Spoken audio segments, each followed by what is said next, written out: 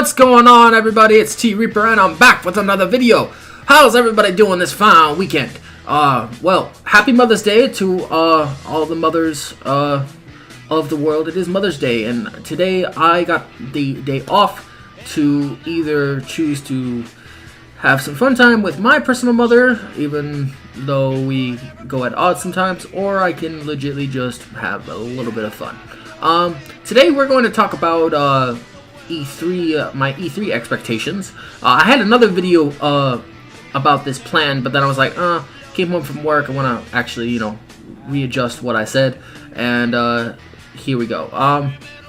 So every year, it's the same old deal, can't wait for E3, can't wait for E3, can't wait for E3, can't wait for E3, and I just want from Microsoft and Sony, please, oh Father Phil, please hear my cries. Please give me games, but do not tell a little white lie like you told in 2017 where you said you were going to give us games and just give us games that no one give a damn about. Please show us photorealistic games that will knock our socks off, that will make us want to buy an Xbox, and make us stay loyal to your wonderful brand before we all go batshit crazy. Because everybody is popping out, E3 expectations videos everywhere. I've seen them, I've watched them, and even though I know that Halo 6 is not coming at this E3, which automatically makes my, my expectations for Microsoft a little bit low, because if it's not Gears and Halo, I kinda don't care. Not to say that I don't play other games on my wonderful beloved platform, but those are the main two exclusives that I, really care about. And if neither of them are coming, or if only one of them is coming this year, then my expectations for how you can impress me is a little bit low. And seeing as that's all I care about on the exclusive front for Microsoft, it's kind of hard to, it might be a little bit hard to please me, but please just don't bore me to death with indies. I beg you, oh Father Phil, please hear our cries, hear our prayers, and please do not sin and give us a decent E3. Sony, on the other hand, and this is kind of where it gets kind of funny, Sony has promised to showcase 4 games.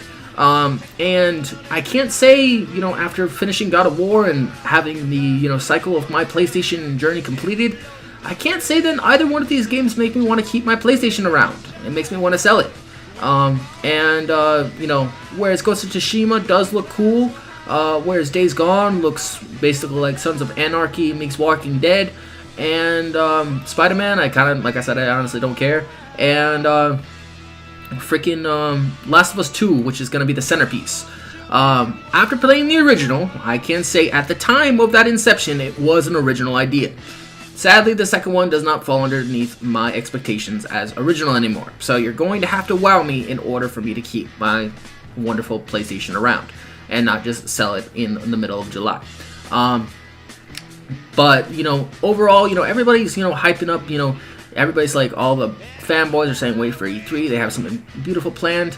And last year's E3 was kind of like this too, except last time Phil technically told a little white lie. He said there'd be games, but he left out the part that they wouldn't be necessarily games that you would enjoy, or the younger generation would enjoy. The old generation, hats off to them, because they their expectations are so not restricted by technology, and they practically love everything. So it's like, but for me as the younger generation, I expect a little bit more. I'm sorry to say, for everybody who's loving God of War right now, I'm sorry. That game just wasn't impressive. I'm sorry.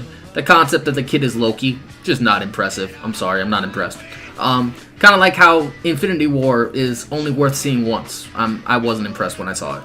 I was, excited for the second one and to find out what happens to everybody at the end, but it wasn't impressive. You have to do a little bit more to impress me. So, and then, which then leaves Nintendo, and I'm not a Nintendo fan, so that part honestly doesn't care. But, speaking from, watching so many E3s and, being, either excited or put off or, let down by each of them that has come to pass, I always gotta say it's always the third-party developer, E3 that always, impresses me a little bit more than, the hardcore, Sony, Microsoft, and Nintendo. It's always that Bethesda or that EA conference that, that wows me. But if I can walk away from this E3 with at least 5 to 6 purchases planned, I'll be happy. If you only give me 1 to 3, I'm going to be a little bit disappointed. And if I find out that Halo 6 isn't coming out till next generation, I'm going to be kind of mad. But, hey, you know, can't hurt to, you know, wish upon a star and hope that Microsoft and Sony pulls their, you know, heads out of their ass and actually starts listening to the consumer, right? Other than that, you know, just hope they bring us games. Hope it's not boring as hell. And you know, I'm really looking forward to that Shadow of the Tomb Raider this year and Red Dead Redemption 2. Those are the 2 big hitters that I cannot wait to play on my library. The next big game that I'm actually going to be working on is Vampire, which is in the beginning of June, so it's like a couple more weeks. Other than that, it's you know, kind of an easy week or kind of an easy year. So it really honestly depends on the tone of the E3. Will we see, you know, the future of what Microsoft has to bring to its fans, or will they, you know, or will they fold? Will Sony continue to keep showing us what is to lie in future, or will they actually show us something that is coming out now and what we can be excited for? So those are just my thoughts. This is T Reaper. Shout out to all those who are subscribed to my channel. Thanks for all the new subs. Everybody who's new to this channel, welcome. If you guys have any, you know, ideas for topics that you would like me to cover, leave them in the comment section below, or you know, hit me up on Twitter at ThomasBarker61. Thanks for all the recent followers on Twitter, and also shout out to the Graphic God, because the Graphic God is actually, you know, gonna help me with a little project of mine. And you know, anybody who needs, you know, decent art, go right to the Graphic God, because that Graphic God is amazing. Or Jay Williams as he's called. Yep. Everybody have a, you know, good rest of the weekend. I'll be back sometime later in the week with another video of some sort. I just don't know what I'm actually going to be planning to be talking about yet.